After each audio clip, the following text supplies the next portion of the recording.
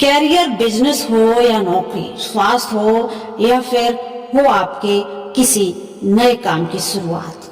चलिए आज करते हैं मेष राशि की बात और कैसा रहेगा मेष राशि वालों के लिए नया साल और दिसंबर के दिन।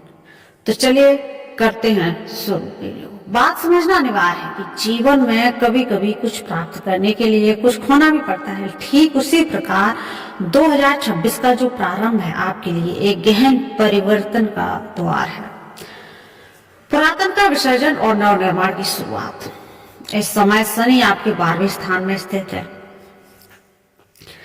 सामान्य जन शनि के नाम से भयभीत हो जाते हैं, लेकिन इस बार आपको भय रखने की जरूरत नहीं है, क्योंकि शनि है जो वो आपको किसी दंड के अधिकारी नहीं है। भांति इस स्थिति में शनि आपके दिव्य फिल्टर की भूमिका निभा रहे हैं। आपको एक छन्नी नहीं होती है चाय छानने वाली, उसके हिसाब से आपको फिल्टर करेंगे। जो तत्व तो आपकी मात्रा में बाधक हैं उन्हें वो विलुप्त करेंगे और बाकी आपको एक मजबूत भूमिका जरूर ही प्रदान करेंगे।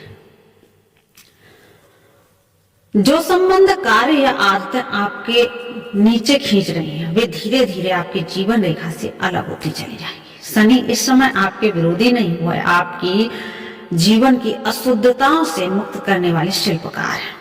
अब प्रश्न केवल इतना है कि क्या आप इस शुद्धिकरण को, उन्नति की यात्रा को स्वीकार करने के लिए तैयार हैं? तो आइए जानते हैं मार्च 2026 की कुंडली को क्रमवार समझते हैं। पहला है लग्नेश का उच्च होना। आपकी राशि के स्वामी है मंगल और जनवरी के मध्य में मंगल देव मकर राशि यानी कि 10वें भाव में प्रवेश करेंगे और वहां उच्च के हो जाएंगे।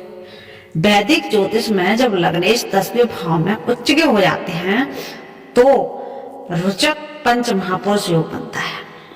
साथ ही 10वें भाव में मंगल दिग्बली प्राप्त करते हैं। इसका मतलब है कि आपके पास अथाह ऊर्जा, साहस और काम करने की शक्ति आपको मिलेगी। दूसरा है 11वें भाव का विस्फोटक। फरवरी के महीने में एक बहुत ही दुर्लभ संयोग बना रहा है कुंभ राशि, जो आपका 11वां भाव यानी लाभ स्थान है। वहां राहु पहले से बैठे हैं, वहां सूर्य आएंगे, बुध आएंगे, शुक्र आएंगे और अंत में मंगल भी आ जाएंगे।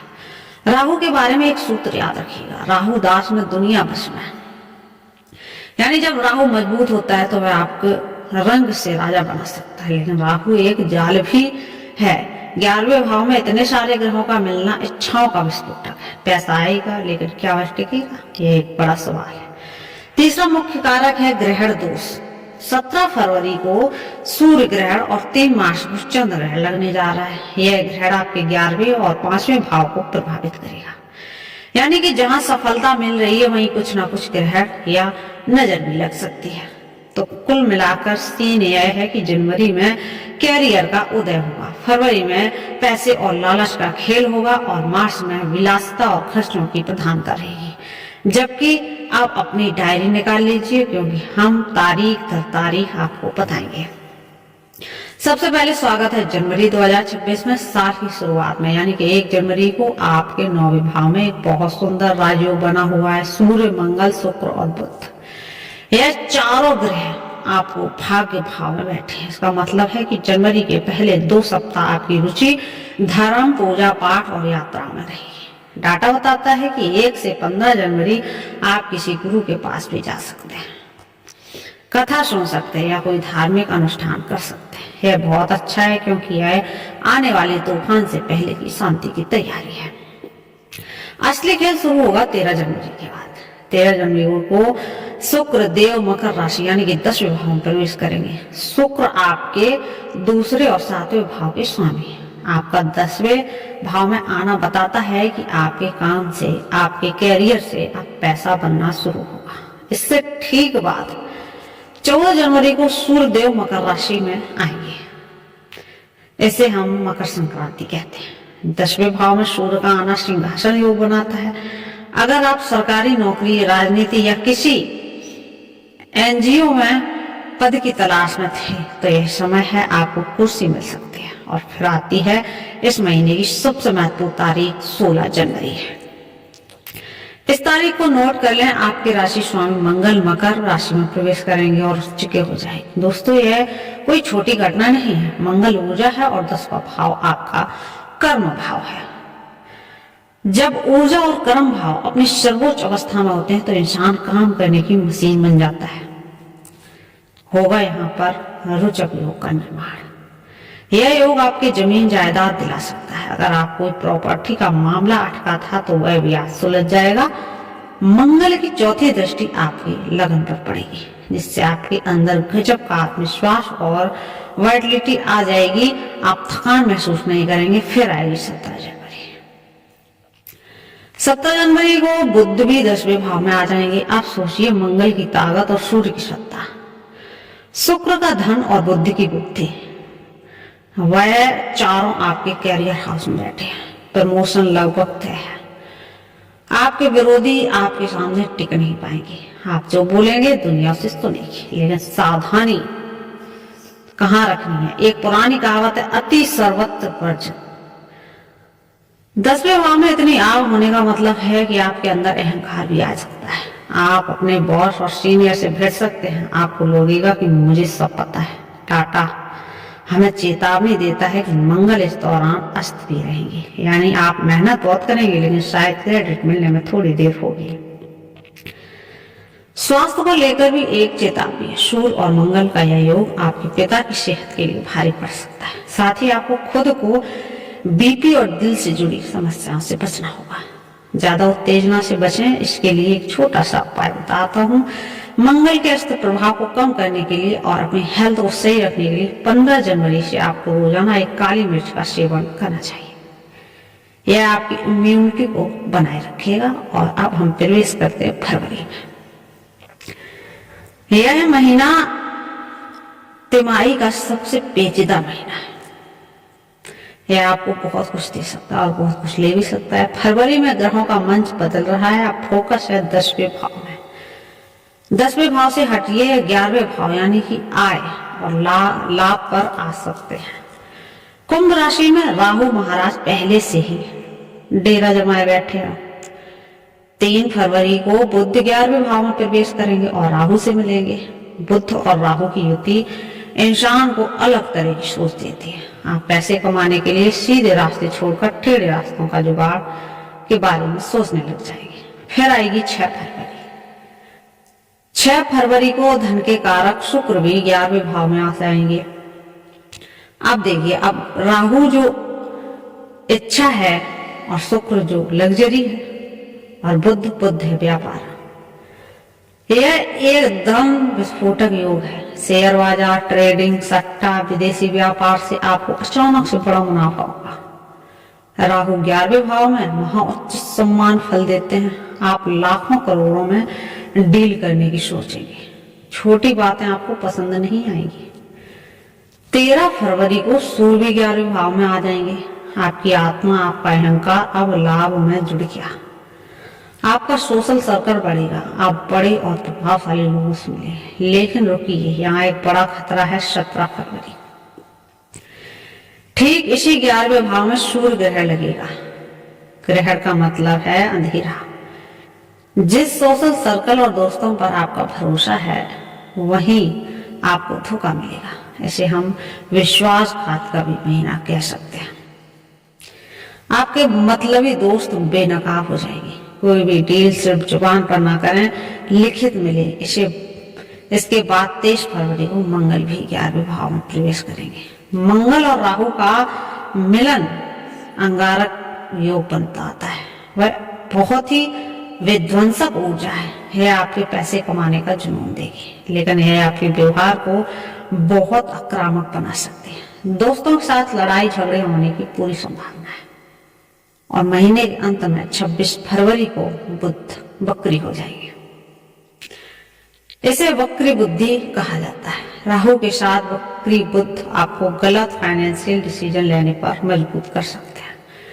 आपको लगेगा कि यह इन्वेस्टमेंट तो डबल हो जाएगी, लेकिन वह एक जाल हो सकता है। इसलिए 26 फरवरी के बाद कोई भी बड़ा निवेश ना करें। स्वास्थ्य को लेकर एक विशेष चेतावनी। गर्भवती महिलाओं को फरवरी और मार्च में बहुत ज्यादा सावधान रहना है। 11वें भाव में बैठे यह पापी ग्रह आपको ग्रह सीधे आपके 5वें भाव यानी संतान भाव को देख रहे हैं। गर्भपात या गर्भावस्था में जटिलताओं का खतरा हो सकता है। डॉक्टर से संपर्क रखें और भारी सामान उठाने से बिल्कुल बचे रहें। अब हम आते हैं मार्च 2026 में। यहाँ ऊर्जा फिर से बदल रही है। यह महीना खर्च और भावुकता का है। 2 मार्च को शुक्र देव अपनी उच्च राशि मीन में प्रवेश करेंगे, जो आपका 12वां भाव है। वैदिक ज्योतिष के नियम है कि शुक्र 12वें भाव में अति विशिष्ट कारक होते हैं। यहाँ उच्च का शुक्र आपको राजा जैसी लाइफस्टाइल देता है। मार्च में आप अपने ऊपर, घर में, इंटीरियर पर महंगे कपड़े और विदेशी यात्राओं पर दिल खोलकर पैसा खर्च कर सकते हैं। यह शुभ एक खर्च है, शुभ खर्च है, शुभ व्यय है। आपको नींद का सुख और भोग विलास मिलेगा। लेकिन ठीक अगले ही दिन 3 मार्च को आपके 5वें भाव में चंद्र ग्रहण लग जाएगा और 5वां भाव आपके प्रेम, संतान और बुद्धि का है। यह ग्रहण आपके इमोशन को हिला कर रख देगा। अगर आप किसी रिलेशनशिप में हैं तो मार्च का पहला हफ्ता बहुत भारी है। ब्रेकअप, गलतफहमी हो सकती है। आप अपने बच्चों को लेकर बहुत चिंतित या भावुक भी हो सकते हैं। छात्रों का मन पढ़ाई से बिल्कुल उचट जाएगा। फिर 11 मार्च को देव गुरु बृहस्पति 3रे भाव में मार्गी हो जाएंगे। यह एक अच्छी खबर है। जो कि भाग्य रुका हुआ महसूस हो रहा था नवंबर से, आपको नवंबर 2025 से, तो अब वह आगे बढ़ता हुआ तुम्हें दिखेगा। छोटी यात्राओं से लाभ होना शुरू हो जाएगा। भाई बहनों के साथ रिश्ते सुधर जाएंगे। लेकिन 15 मार्च के बाद समय बड़ा डेंजर जोन में चला जाएगा। 15 मार्च को सूर्य मीन राशि यानी 12वें भाव में प्रवेश करेंगे, जहां शनि पहले से ही बैठे हैं। सूर्य और शनि पिता और पुत्र लेकिन घोर शत्रु हैं। इनका 12वें भाव में मिलना अच्छा संकेत नहीं है। यह पितृदोष जैसी ऊर्जा बनाता है। इस दौरान सरकारी दंड का भय रहता है। अगर आपने टैक्सी चोरी की है या कोई गैर कानूनी काम किया है तो इस समय सरकारी नोटिस आ सकता है। सेहत के मामले में हड्डियां, आंखों और पैरों में तकलीफ हो सकती है। घर के बुजुर्गों की सेहत पर भारी खर्च हो सकता है। साथ ही आपकी पीठ पीछे साजिशें रची जा सकती हैं। इसलिए मार्च का दूसरा भाग शांत रहने और नियमों का पालन करने के लिए बहुत जरूरी है। अब बात करते हैं उन माताओं बहनों की जो घर में रहती हैं, घर को संभालती हैं। मेष राशि की जो भी महिलाएं हैं, खास संदेश उनके लिए घर की धुनी है और ग्रहों की चाल का सीधा असर आपके घर के माहौल पर पड़ता है। जनवरी में जब मंगल आपके 10वें भाव में उच्च के होंगे तो उनकी चौथी दृष्टि आपके चौथे भाव यानी कि सुख और घर पर पड़ेगी। इसका मतलब है कि जनवरी और फरवरी में आपके अंदर काम करने की ऊर्जा बहुत ज्यादा होगी। अब शायद घर का नक्शा बदल दें, रेनोवेशन करा दें या बहुत दिनों से पेंडिंग पड़े घर की बाहरी कामों को चुटकियों में निपटा सकते हैं। लेकिन सावधानी रखनी है। मंगल आ गए, घर के सदस्यों पर विशेषकर पति और ससुराल वालों पर अपना गुस्सा ना निकालें। कोई लगेगा कि साला काम में ही करूं और कद्र भी नहीं होती है। यह विचार शनि और मंगल के कारण आ सकता है आपके मन में।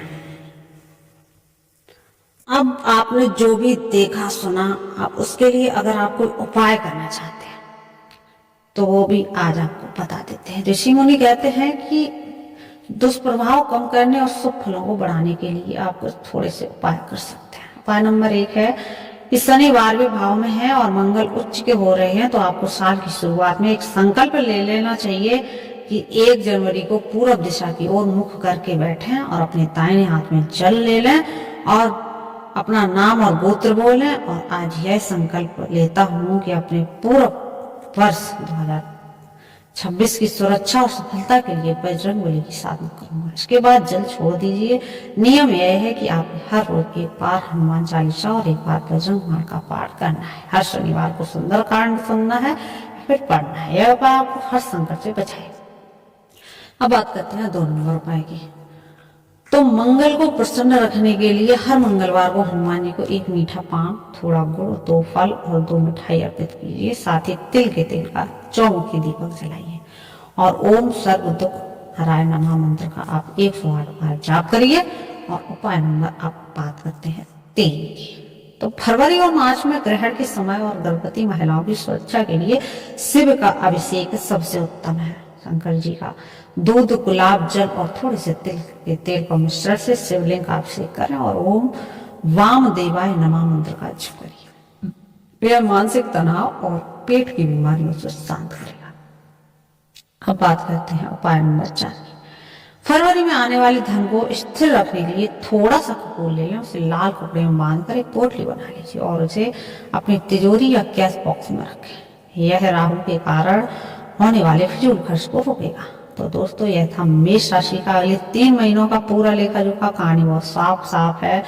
जनवरी से आपको मेहनत करनी है क्योंकि सफलता आपका इंतजार कर रही है। फरवरी में आपको सतर्क रहना है क्योंकि लालच और धोखे से आपके बादल छाए हैं।